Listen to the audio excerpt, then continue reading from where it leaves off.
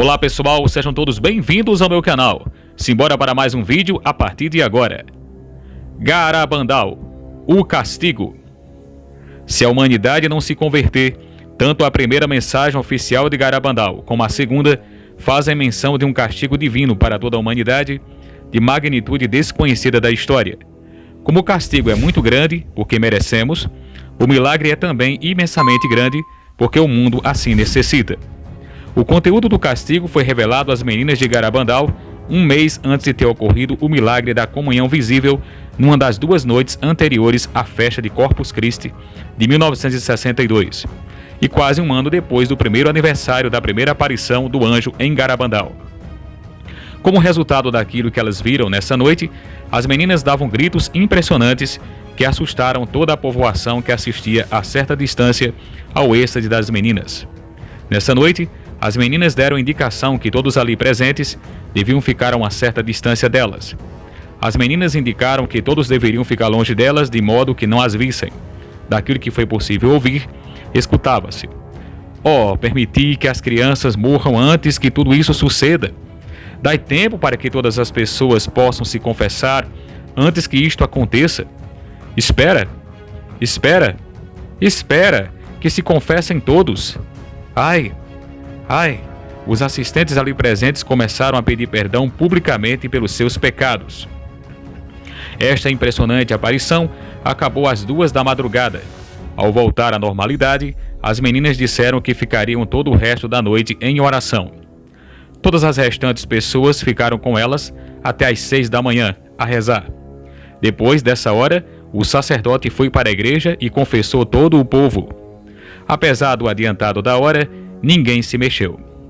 Continuamos a rezar o terço com o padre até às 6 da manhã, quando ele se dirigiu à igreja, seguido por todo o povo. Começou então o desfile das confissões, com uma sinceridade e um arrependimento verdadeiramente extraordinário. Dias mais tarde, escreveram algumas linhas sobre o que haviam visto. Nossa Senhora disse-nos que não esperamos o castigo, e que sem o esperarmos, ele virá. Porque o mundo não mudou, e que já falou sobre isso por 2 vezes e não ligamos. Porque o mundo está pior e por isso há que mudar muito, e o mundo não mudou nada. O mundo segue igual. Digo, o mundo segue igual. Que pena que não mude. Um dia virá o castigo, e o castigo será muito grande se nada mudar. Recordando alguns anos depois sobre este texto que foi escrito, Mariloli acrescentou alguns detalhes. Aquilo era horrível de ver. Nós estávamos totalmente espantadas, e eu não encontrava palavras para conseguir explicar tudo aquilo. Vimos rios que se convertiam em sangue, fogo que caía do céu, e algo muito pior ainda que não posso revelar agora. Em qualquer caso, Nossa Senhora disse a Conchita que o castigo não era uma guerra, mas sim algo muito pior que eu ainda não posso revelar agora. Em qualquer caso, Nossa Senhora disse a Conchita que o castigo não era uma guerra, mas sim algo que vem diretamente de Deus. Embora continuássemos vendo a Virgem, começamos a ver também uma grande multidão que sofria muito e gritava com a maior angústia. Depois, ela fez-nos ver como chegará para toda a humanidade o grande castigo e que esse virá diretamente de Deus. Num determinado momento, nenhum motor ou máquina funcionará. Uma terrível onda de calor se abaterá sobre a terra e os homens começarão a sentir uma grandíssima sede. Buscarão desesperadamente água, mas essa, devido ao grande calor, se evaporará. Então quase todos cairão no desespero e tentarão matar-se uns aos outros, mas a força faltar-lhe-á e cairão por terra. Será o momento para compreenderem que é Deus, precisamente, quem está permitindo isto. Por fim, vimos uma multidão de pessoas envoltas em chamas. Corriam a jogar-se nos mares e nos lagos. Porém, ao entrarem na água, essa parecia ferver e, em vez de se apagar as chamas, era como se as ativasse ainda mais. Era tão terrível que pedi à Virgem para levar consigo as nossas crianças, antes de isto acontecer. Mas ela nos disse que então já serão grandes. A descrição de Conchita Gonzalez, igualmente, faz referência ao fogo. Vi o castigo e posso garantir-lhe que, se ele acontecer, será pior do que se estivéssemos envoltos pelo fogo. Pior do que se tivéssemos brasas debaixo dos pés e em cima da cabeça. Tempos depois, Falando a um grupo de norte-americanos que chegava em peregrinação a Garabandal, Conchita voltava ao assunto assim: a Virgem fará o milagre para evitarmos o castigo, embora o castigo não possa ser evitado, porque perdemos até o senso do pecado. Agora chegamos a um tal extremo que Deus terá de nos castigar. Nesta aparição nós vemos claramente, aqui descrita, o castigo que ocorrerá em todo o mundo. Quando será isso? Bem sabemos que o pré-aviso já teve início, o pré-pré-aviso, com o sínodo da Amazônia. Depois teremos o pré-aviso, que ocorrerá quando um Papa for a Moscou, quando ele for consagrar a humanidade a Nossa Senhora. Voltando de lá, então Roma será tomada, e ele não poderá entrar no Vaticano. Depois teremos, consequentemente, um grande cisma na igreja. Consequentemente, depois, quando a humanidade estiver no seu pior, virá o aviso. Depois, o grande milagre que ocorrerá em Garabandal.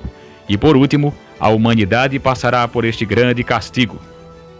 Esse grande castigo também muitos santos viram, inclusive o São Padre Pio e tantos outros santos e santas que previram os finais de todas as coisas.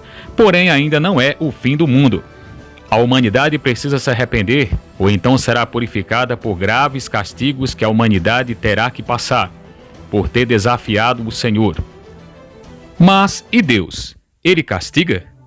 Todos nós crescemos numa mentalidade dizendo que Deus é só misericórdia, que Ele é compaixão, e de fato Ele é, mas também Ele é justo e é juiz. A palavra do Senhor no livro do Apocalipse, capítulo 3, versículo 19, nos diz: eu repreendo e castigo aqueles que amam. Reanima, pois, o teu zelo e arrepende-te. Aqui Deus é bem claro. Ele castiga aqueles que ama. Ora, se Deus é só misericórdia e compaixão, e se Ele não fosse justo juiz, a humanidade continuaria a blasfemar e a perseguir o Evangelho de nosso Senhor até o final. De fato, Jesus morreu por nossos pecados. Ele carregou sobre si nossas enfermidades, e por suas chagas somos curados. Porém, a cada dia, a humanidade crava no coração de Deus mais pecados e faz com que o próprio Deus sangre por causa da falta de fé e, principalmente, esses tempos que vivemos, muitos idolatram e fazem de seus corpos lugares para o próprio diabo habitar.